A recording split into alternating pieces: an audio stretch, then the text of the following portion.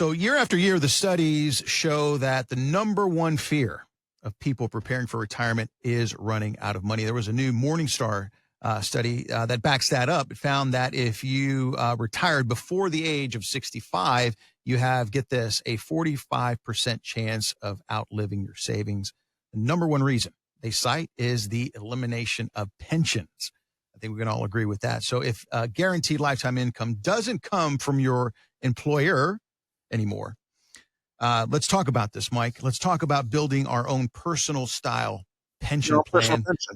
That sounds good, but how do we do that? How do we start that? Well, I mean, it's a crazy thing, and I'm going to blame my own industry of, basically infighting between the insurance world and the investment world, right? Everybody's, and quite frankly, the banking world, everybody wants your money as the investor, right? The banks offer you certain CDs, they offer you certain pluses and perks for going to the bank for stuff. The big box stores, the big financial institutions offer you certain things to go to them. Insurance companies make offers to you. So they're all fighting for your dollar. Well, all of them have value and all of them bring something to the table. And as an independent advisor, we call ourselves a phase 2 fiduciary. And what that means is there's a whole group of people, there's a whole industry designed to help you grow your money and get ready for retirement. But the people that helped you get to retirement are frequently different than the people that are going to help you go through retirement. And I equate it to being like a doctor, right? When you're very, very young, you go to a pediatrician. Mm-hmm. And at some point you switch over to a family doctor. But now that you're 60 and 65 years old, if you have heart issues, do you want to go to a pediatrician? Probably not. I would say no. So as a phase 2 fiduciary, as that second half of your life fiduciary, my job is to help you get into retirement and through retirement, making sure that you don't outlive your money, because of course, that, like you mentioned, that's the number one fear people have. But also making sure you do it tax efficiently, that you have a legacy plan that would protect ourselves from creditors and predators and long-term care issues. That you have a plan that gets you all the way through it. And so, what do you do about making sure you do not run out of money, right? If you want to make sure you never run out of money, well, then you have to insure it. I mean, that at the end of the day is you're going to ensure that you never run out of money. And it's funny because there's a whole group of people that say, I hate annuities and you should too. And I get it. It's not like an annuity is the perfect tool for every purpose. If you hired a carpenter to come to your house to do an addition, and he showed up with a hammer, a screwdriver, and saw, he may be talented enough to actually build you the addition. You would probably be more comfortable if he showed up to your house with a whole panel truck full of tools and power tools, everything in the world, and he's only going to use analogy. He's only going to use 20 things, but you want him to have them all. Well, that's what a true phase 2 fiduciary will do for you. You can choose from a phase 2 fiduciary, you can choose, do I want to transfer the risk of running out of money, right? So if you own a home, or if you ever owned a home, you had homeowners insurance, and you transferred the risk of that house burning down, of something catastrophic happening to your house. You transferred the risk to an insurance company so that you didn't have to pay for everything should something go wrong. You have automobile insurance. If you're driving a car, you have automobile insurance. And again, you're transferring the risk of wrecking the car, of hitting somebody else, of hurting somebody else. You're transferring the risk of that financial burden to somebody else. You're more than happy to do that. At some point in your life, especially if you had children or a spouse, you had life insurance to protect them. You transferred the risk of my premature death to an insurance company so that if I died early, my spouse would have enough money to help raise my kids and help offset the losses of income that she would have, in my case, during her working years, and maybe even help her through retirement. So we all understood transferring of the risk then. Mm-hmm. Why is it such a red flag? Why is there such ugliness involved now about even having the conversation about transferring the risk when it comes to your retirement? Well, as soon as somebody says maybe you should use an annuity, even in my office, people come in, we always show them their options. And everybody has the same choices. It's not like I know something secret that everybody else doesn't know. You know what?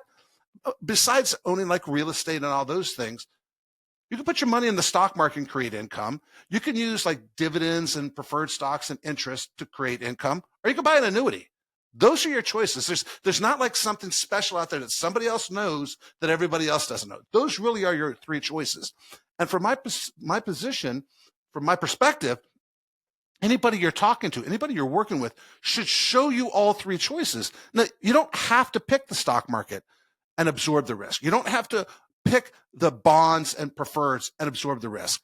You don't have to pick an annuity and transfer the risk. You pick which one works for you. But as a phase two fiduciary, my job is to show you that you do have choices. If you want to understand what your choices are, if you want to understand truly how these things work for you, and quite honestly, against you sometimes, pick up the phone and give us a call, 866-597-1040, 866-597-1040. Sit down with Ryan, myself, and our team, and we will have a candid, blunt conversation about how to create income streams that you will never outlive.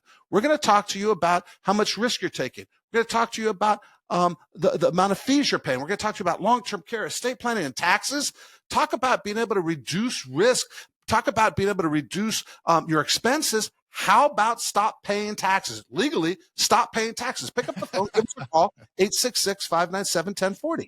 Again, that's 866-597-1040. Special opportunity for you. If you feel this way, as most 45% of Americans feel, that they're not going to have enough money for retirement. If you feel this way, there's a great opportunity for you to actually do something about that. 866-597-1040, 866-597-1040. If you're 55 and older and have saved $500,000 or more for retirement, a great opportunity for you to do that. Call now and schedule some time with Mike, with Ryan, and the team at Prostatis. And if you're at your computer, you can go online to thesavvyinvestorradio.com. You can do that right now, thesavvyinvestorradio.com. And, it's 24/7. You don't have to wait till somebody answers the phone. If you go online, you can schedule a time right now on their calendar that fits with yours and get that quick 15-minute phone conversation. And that way you can start talking about income and, the income analyzer where, Mike, I've heard you say well, first of all, you guys are going to have these conversations, and people say right here says that their concern is running out of money. But when you do bring up the word annuity, shudder, right? So they don't want to hear a possible solution. They're just totally discounting that, but yet their number one fear is running out of money, and annuity could quite possibly be. And again, we're not advocating, like, I love the way you say it, Mike, an annuity doesn't fix everything, which it doesn't.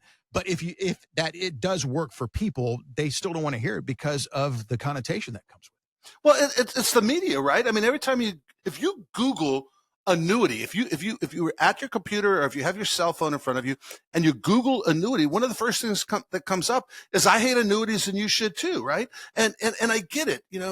I understand the apprehension. First of all, when you buy an annuity from an advisor, that advisor's typically getting paid a commission, because that's what insurance does. It pays a commission. So it always begs the question, did the advisor recommend the annuity because they're getting paid a commission, or because it was really in my best interest? And I understand that. I mean, I truly get that fear, because I want this advisor to be looking out for my best interest, which is why you should work with a fiduciary. Mm-hmm. And I want that advisor to be a phase two fiduciary who actually focuses on the second half of your life as you're into retirement, because your needs are different then. But I mean, here's a prime example. Sitting with a client just recently, and he had done some Googling and some research, and he knew he didn't want an annuity, which was fine. I mean, he came into it and said, I don't want to buy an annuity. And I said, that's fine. But he had read something called the 4% rule. Mm-hmm. And he had talked to his Fidelity, because his 401k was at Fidelity, and Fidelity told him that, yeah, you can use the 4% rule as a guide. And the important part was, as a guide, right? That wasn't what you can do. It was a guide. And so we sat down with it. We crunched his numbers. And what I said for him is that, look, at the end of the day, to create the $80,000 a year that you wanted, and that's what he wanted, was about $80,000 a year from his investments. I said, you could, and he needed it in about 4 years. So we had a little bit of time on our side. I said, you can either put about $800,000 into an annuity, mm-hmm. and transfer the risk of running out of money, and the annuity company will guarantee you and your spouse the $80,000 for the rest of your life. That's one option, and it comes with strings attached and all that. Or you could everything does. But everything does. Or you could put roughly $1.6 million into preferred stocks and dividends, paying roughly 4 to 7%, but about 1.6 million into preferred stocks. Or you could put basically better part of 2 million into a stock portfolio and follow your 4% rule. All three of them, and I'm doing air quotes again, statistically, at least the two of them statistically, you won't run out of money. And with the annuity, the insurance company, it's not FDIC, but the insurance company is guaranteeing you won't run out of money right now. So obviously, if you're going to buy an annuity, you want to make sure you're using a good insurance company. You don't want, Joe's insurance company. You want a good, solid one, AAA rated, or at least investment grade. And there's things you need to explore, surrender charges and all that stuff. But at the end of the day, he looked at me and said, well, why would I put $2 million into something if I could just use a little bit over 800,000 and create the same income stream? And I said, you know what? I understand that, but you're now talking about an annuity, and you hate annuities because you read online that only scum-sucking, bottom-dwelling insurance agents sell annuities. So, I'm showing you the numbers because my job is to show you your options, but we don't have to use the annuity. And after a long conversation, one of the things he was stuck about was, I can't get out of it. I'm stuck with it. There's surrender charges to leave. And I said, that's true, but you have to think from the mindset that you can't touch your preferred stock and dividend portfolio, your interest-bearing portfolio. You can't touch your stock market portfolio for anything else but income, because if you touch it for anything else but income, you'll no longer have the base you need to create the income stream. And once I explained that to him, and I told him quite frankly, yeah, I'm going to get paid a commission if you buy the annuity. For me, this is a 20, 30-year relationship. I'd rather charge you my 1 to 1.5% every single year to manage your portfolio than get paid that, 4, 5, 6, 7%, whatever the annuity's paying. It's better for me financially to get paid more money over time. But for you, at the end of the day, I know all three solutions will work. You pick the one that works for you.